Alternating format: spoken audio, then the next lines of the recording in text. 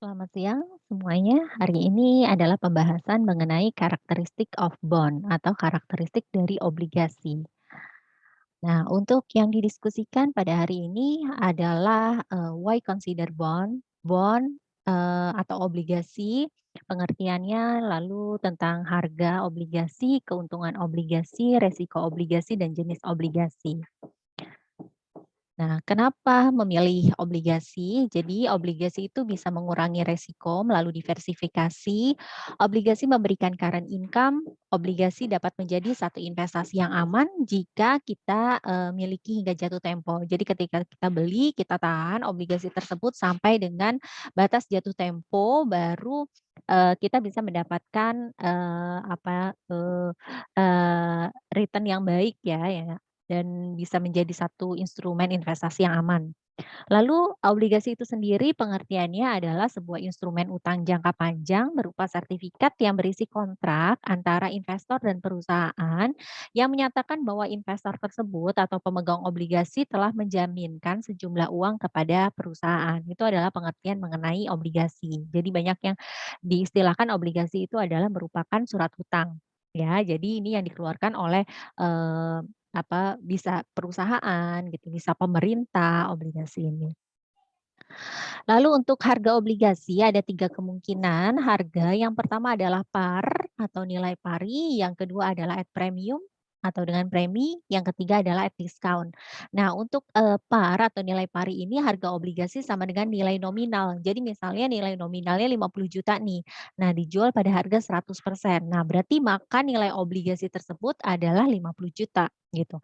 Nah, kalau at premium ini harga obligasinya lebih besar daripada nilai nominalnya. Jadi, misal obligasi dengan nilai nominal 50 juta dijual, dengan harga 102, maka nilai obligasinya adalah 102% dikali dengan, 50 juta, jadi 51 juta. Jadi 1 per 1 jutanya itu adalah kelebihannya ya.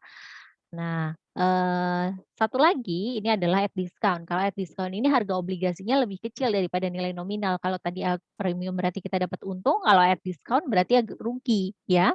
Jadi misalnya ini contohnya harganya itu dijual 98%. Jadi kan lebih rendah daripada 100% ya. Nah, berarti ada kerugiannya di sini. Lalu untuk keuntungan obligasi, ketika kita membeli satu obligasi, apa sih keuntungan yang kita dapetin? Yaitu ada bunga, ada capital gain, ada obligasi konversi, sama ada hak claim pertama. Kurang lebih seperti ini untuk keuntungan obligasinya.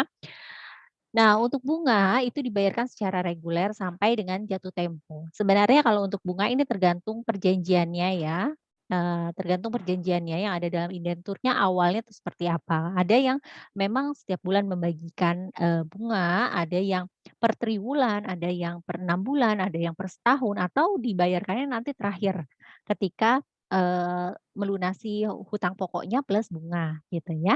Nah, terus capital gain ini adalah ketika sebelum jatuh tempo obligasinya kita jual. Nah, itu kan ketika dijual itu baru ada kemungkinan kita dapat at premium atau at discount. Artinya ada kemungkinan kita dapat, keuntungan atau kerugian di situ. Ya, maka di awal tadi dikatakan kalau yang paling aman itu kita miliki sampai jatuh tempo karena, nilai, nominalnya kan tetap ya dan return yang kita dapetin, setiap, waktu yang disepakatinya tetap gitu. Tapi kalau misalnya kita tengah-tengah mau jual, nah ini ada 2 kemungkinan kita bisa dapetin untung ataupun rugi, ya. Nah, selanjutnya adalah obligasi konversi. Kalau obligasi konversi ini bisa dirubah ya atau dikonversikan ke saham gitu. Terus hak klaim pertama, jadi apabila emiten itu bangkrut, dilikuidasi, nah sebagai pemegang obligasi itu sebagai kreditor jatuhnya. Kalau kreditor berarti memiliki hak klaim pertama atas satu aktiva perusahaan. Jika aktiva perusahaan itu ternyata, setelah penyelesaian harus dijual dan untuk menutupi hutang-hutang pada kreditur ya. Lalu resiko, tadi kita berbicara mengenai keuntungan, sekarang kita berbicara mengenai resiko obligasi. Apa itu resiko obligasi? Ada gagal bayar, ada capital loss, ada callability. Gagal bayar, kegagalan dari emiten untuk melakukan pembayaran bunganya, capital loss yang kalau dia jual tadi sebelum jatuh tempo, terus ternyata harganya jatuh di bawah.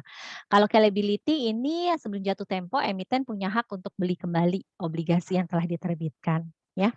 Nah, kalau jenis obligasi bisa dilihat dari penerbit ada pemerintah, perusahaan, pemerintah daerah, ya.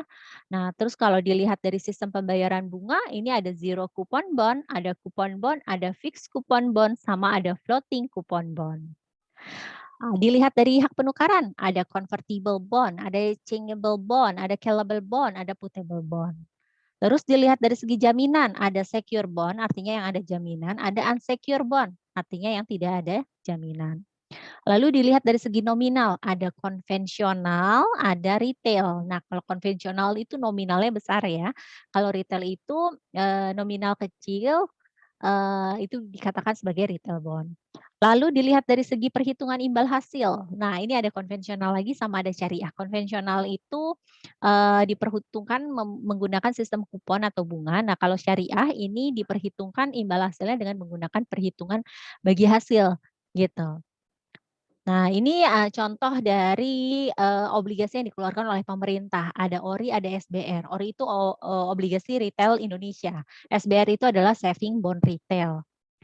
Nah, ini contoh-contohnya yang dikeluarkan sama pemerintah. Mungkin cenderung aman ya, karena pemerintah menjamin, untuk obligasi tersebut. Demikian untuk pembahasan kali ini ya. Terima kasih.